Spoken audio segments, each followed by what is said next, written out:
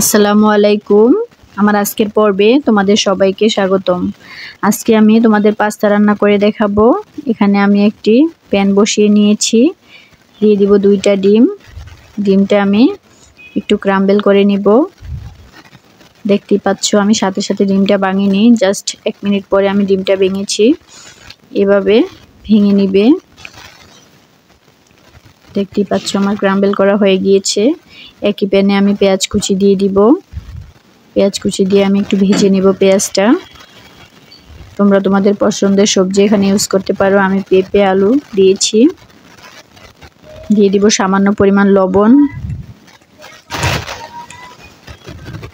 দিয়ে এখন আমি ভালো করে এটাকে একটু ভেজে নিব।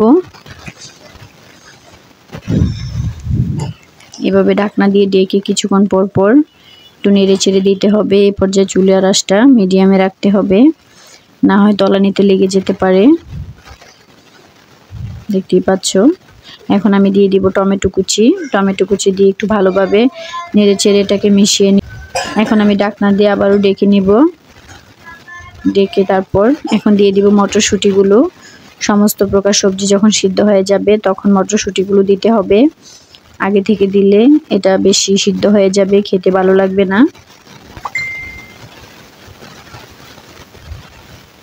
এখন আমি দিয়ে দিব ডিমটা, যেটা ক্রাম্বল করে রেখেছিলাম সেটা দিয়ে এখন আমি একটু নেড়েচেড়ে মিশিয়ে নিব। আর দিয়ে দিব নুডলসের মশলা হাফ, পুরাটা দিব না।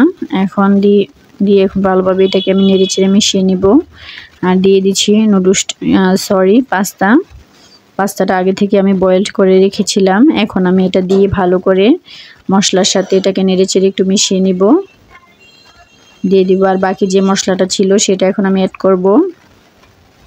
করে এখন নেড়েচেড়ে একটু ভালো করে মিশিয়ে নিব। দেখতেই পাচ্ছ পাস্তাটা আমার রান্না প্রায় কমপ্লিট হয়ে গিয়েছে। এভাবে চাইলে তোমরা বাসায় রান্না করে বাচ্চাদের উপহার দিতে পারো। খেতে কিন্তু ভীষণ মজা হয়েছিল। ভিডিওটা যদি ভালো লেগে থাকে লাইক কমেন্ট শেয়ার করতে ভুলবে না। আমার চ্যানেলটা সাবস্ক্রাইব করে দিবে। এরকম নিত্য নতুন ভিডিও পেতে আমার চ্যানেলের সাথেই থাকবে। সবাইকে অসংখ্য ধন্যবাদ জানিয়ে বিদায় নিলাম। আসসালামু আলাইকুম। সবাই ভালো থাকবে। আল্লাহ হাফেজ।